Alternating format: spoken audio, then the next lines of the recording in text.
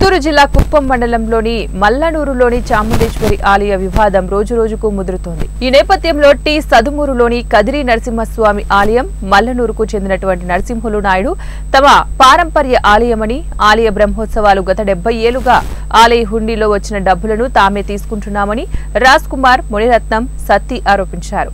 ఈ సందర్భంగా వారు మాట్లాడారు.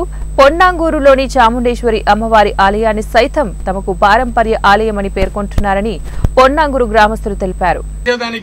నరసింహ నాయుడు గారు, పాపప్ప నాయుడు కుమారుడు చంద్రుడు, మళ్ళా విభూషణుడు, వెంకటాచలపతి నాయుడు, ఊరు నాయుడు ఉన్నాడు. అతను వీళ్ళందరూ 10-20 మందిని చేసుకుని ఒకే గొడవ చేసుకుని ఊర్లో కొట్లాట చేయడానికి ప్రయత్నిస్తూ ఉంటారు.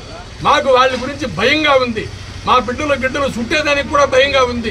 మా ఊరి గుడి, మా ఊరి దేవర, అది మమ్మల్ని వదలకుండా వాళ్ళు తగాదాలు చేస్తూ ఉంటారు. దీని గురించి పెద్దలు అందరూ మనసు పెట్టి మాకు మంచి ఇది చేసి మా ఊరి గుడిని మాకు అధికారం చేసేనట్ల చేసి ఇవ్వాలని మేము కోరుతున్నాము.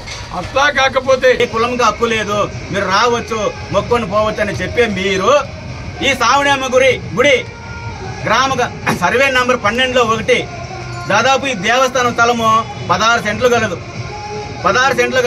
2 సంవత్సరాల ముందు ఈ 11 ఉత్సవాలకి ముందు అంగుళ్ళు కట్టి ఆ బాడీగా మేము తీసుకుంటామని చెప్పిన దాఖలాలు ఉన్నాయి. మేమందరూ గ్రామస్తులు పొన్నాంగూరులో దాదాపు 1000 కుటుంబస్తులు అందరూ కలిసి ఇక్కడ మాట్లాడుకొని ఈ పొన్నాంగూరులో రెవెన్యూలో ఉండే ఈ భూమి, ఈ పొన్నాంగూరు రెవెన్యూలో ఉండే ఈ దేవస్థానం